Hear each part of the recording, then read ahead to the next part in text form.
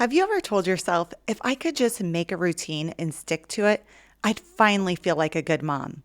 And then a few days later, life happens. The kids wake up early, someone gets sick, you're exhausted, you fall off the routine, and the negative self-talk starts. Why can't I stick to anything? Other moms do this. Why can't I? You're not alone. So many moms come into every new season determined to set goals, build a daily routine, and finally feel on top of all the things.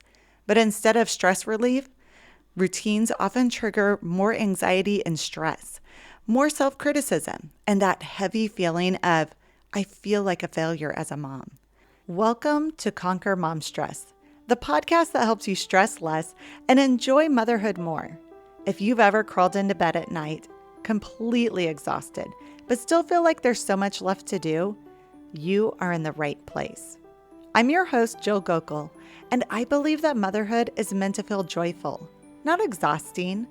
Today, we'll uncover what's really fueling your stress and give you the practical tools to conquer it so you can finally feel like the confident mom you were made to be. Also, if you have a specific question or issue you're stressing about, head over to jillgockel.com/ask to submit your question. And who knows, you might just be featured in an upcoming episode so you can get practical, real-world solutions to the exact challenges you're facing. As a busy mom, you're already stretched thin, trying to do all the things, getting the kids where they need to be, keeping the house running, staying patient with your family, praying more, being productive, and somehow still trying to find joy.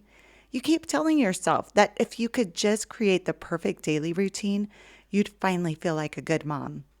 I've been there too, making beautiful plans, morning routines, evening routines, weekly schedules, and every time I failed to stick to them, I felt more discouraged and ashamed. If you're like me, that shame doesn't make you try harder, it makes you want to quit altogether. Here's something important to understand. Your struggle isn't a character flaw. It is actually a human brain problem. In motherhood, it's easy to believe that if you can't stick to a routine, it means you lack discipline, motivation, or follow through. But the truth is, your brain is wired to resist change, even good change.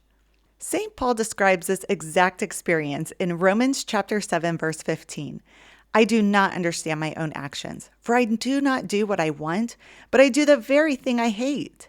That verse isn't about weakness. It's about being human. How even when you want to do good things, like building a routine that brings order and peace to your household, there is an internal resistance that pulls you back towards what's familiar, the things you hate, the things you want to change.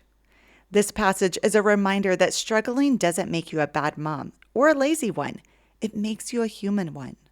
When you try to make a routine, especially when you're already an exhausted mom, stressed and carrying the mental load of being a mom, your brain interprets that new routine as more demand.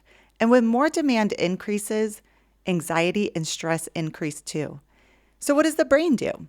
It looks for stress relief. That's where self-sabotage comes in, not because you want to fail, but because your brain is trying to protect you from overload. This is why routines can actually increase anxiety and stress when you're already doing all the things.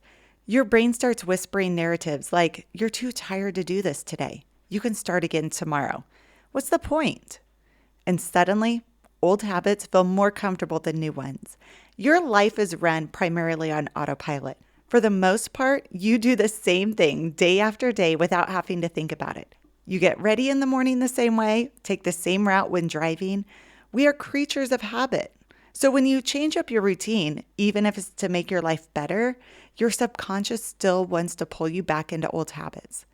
Think about it like a plane that's set on autopilot. It knows the destination it's going to and flies there without you having to do anything different. When you make a routine in your life that's new, you have to put in effort to get off autopilot. It's like grabbing the airplane steering wheel and manually turning it so you go in a different direction. And it works until you quit putting in the effort to change the course. As soon as you quit putting in the effort, the plane will immediately go back to its old route based on the autopilot settings. You'll have lost all the ground covered and be set back in your old habits living life on autopilot. Do you see why the question of how to stick to a routine has to be more than sheer willpower? Old habits die hard, and the pressure to change turns into chronic stress. It fuels negative self-talk and self-criticism and makes you feel like you're always behind, always catching up. And that stress doesn't just affect you. Kids can feel when a mom is overwhelmed. They sense the tension. They absorb the hurried energy, the frustration, the emotional exhaustion. When a mom feels like she's failing, it becomes harder to show up with patience, joy, and presence. Not because you don't love your kids, but because you're running on empty. So if the problem isn't you, and the problem isn't your desire to be a good mom, then what's the solution? Tootie Rose said, "Excellence comes from the practice of developing good habits. It comes from the doing, not the thinking." The only way to do something without thinking about it is to put it on autopilot. And in order to put it on autopilot, you have to create a new flight plan. That starts with knowing your destination. So many people are trying to make a routine without actually thinking about what they want out of it. It's just something they think they should do, but they don't actually have a vested interest in making the change. If you don't have a vested interest in changing, then you're manually churning the steering wheel without changing the autopilot settings. You can only manhandle it for so long before you fall off the wagon and go back to your old ways. It's imperative that when you make a routine, your first step is to get clear on what you want the routine to accomplish, why you want it. When you do this, something powerful happens in your brain and nervous system. Anxiety drops because ambiguity disappears. Your brain feels safest when it understands why it's being asked to do something. Without a clear vision, a routine feels like pressure for the sake of productivity. But with a vision, the routine becomes a bridge to something you deeply value. Peace in the morning, more patience with your kids, energy in the afternoon, or a calmer bedtime. Anxiety and stress thrive in meaninglessness. When you are doing something simply because you think you should, your brain interprets that as external pressure. It creates internal resistance. But when you know this routine helps me show up as the calm, present mom I want to be, your brain switches from threat mode to purpose mode. Purpose gives the brain a reason to cooperate instead of rebel. That's why routines tied to values are easier to stick with. The brain releases motivation chemicals like dopamine when it believes an action matters, not when it's impressive, not when the action looks good on paper, but when it aligns with what you care about. If a routine supports what you value, connection, faith, peace, health, your brain sees it as self-protection instead of self-punishment. Think about the times you've tried to make a routine in the past but didn't stick with it. Was it aligned with your values? When you build a routine you think you should do, but it's not aligned with your values, stress increases almost immediately. Your body may show up, but your heart doesn't.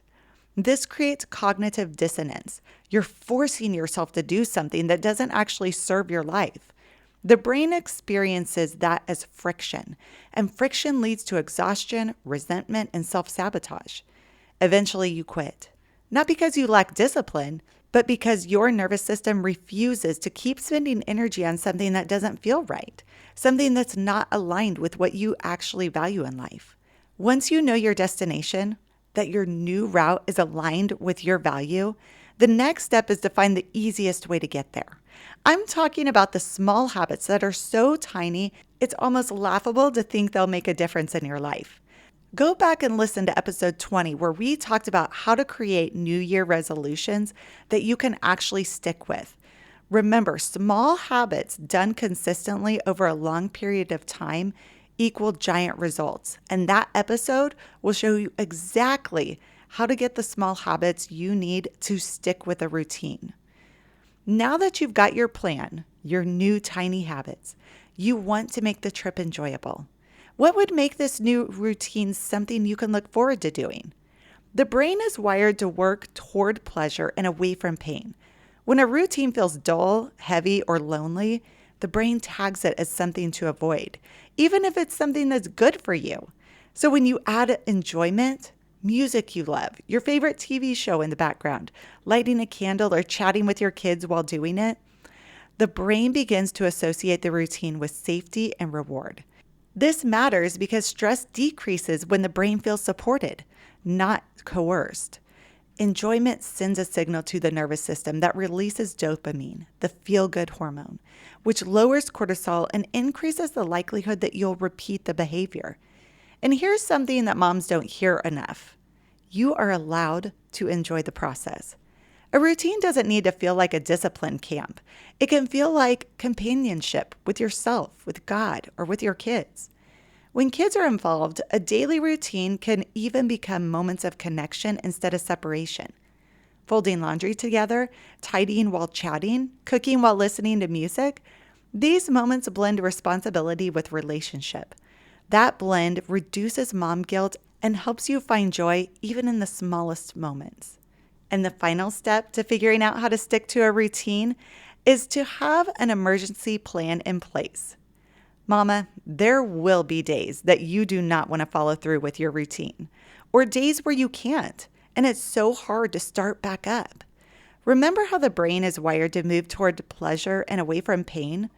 On days where you'd rather sit in your pajamas all day watching TV, ignoring your routine, the thought of pushing through is definitely a source of pain.